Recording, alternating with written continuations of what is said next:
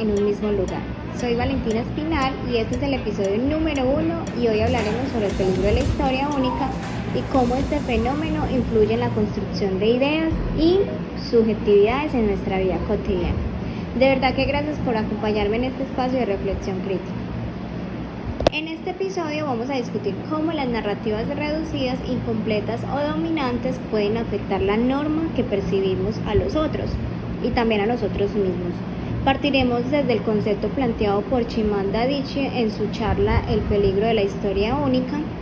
Retomaremos los aportes vistos en el curso desde los recursos 1, 2 y 3 y reflexionaremos sobre nuestra responsabilidad ética como futuros profesionales de la UNAM para promover lo que son las relaciones horizontales, inclusivas y de reconocimiento. Mi intención es que este episodio nos invite a cuestionar las historias únicas que circulan en nuestra cotidianidad y pensar en cómo podemos construir narrativas más diversas y humanas. Para que vamos ya como entrando en detalles, el concepto de historia única nos advierte del riesgo de reducir a personas, comunidades o culturas a una sola narrativa.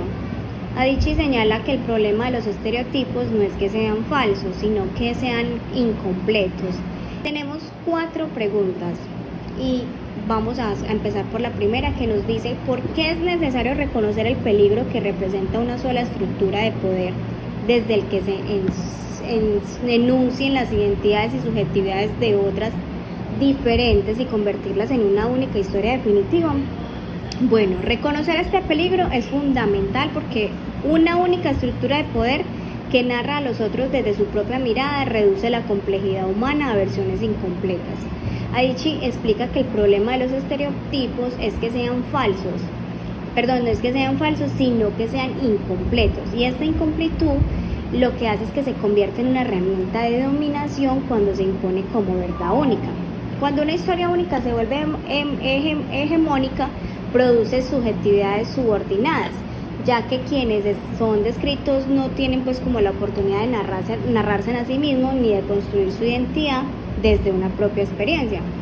La segunda pregunta nos dice ¿cuál es la importancia de validar la historia de vida y las múltiples realidades de los sujetos para hacer frente al problema de los estereotipos, los prejuicios y los lugares únicos de enunciación cuando nombramos a los otros o a las otras? Bueno, validar la historia de vida y reconocimiento es la múltiple realidad de los sujetos. Eso es fundamental porque permite romper con las narrativas rígidas y reduccionistas que alimentan estereotipos y prejuicios. Adichie señala que el problema de los estereotipos es que son una sola historia y por tanto lo que hace es que nos muestran la complejidad, no muestran ni la complejidad ni la dignidad de las personas. Y nuestra tercera pregunta que dice, ¿qué podemos hacer como sujetos para evitar caer en estereotipos que despojen a los otros o a las otras de sus verdaderas identidades y subjetividades?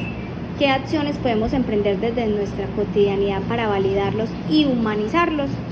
Bueno, para evitar caer en estereotipos que reducen y distorsionan la identidad de los demás, primero que todo es necesario asumir una actitud crítica y consciente frente a las narrativas que consumimos.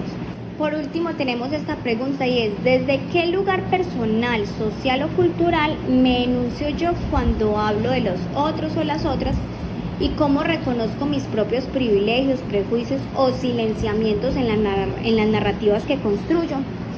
Bueno, cuando hablo o hablamos de los demás, me enuncio desde el lugar que combina mis experiencias personales, mi contexto social y mi formación cultural.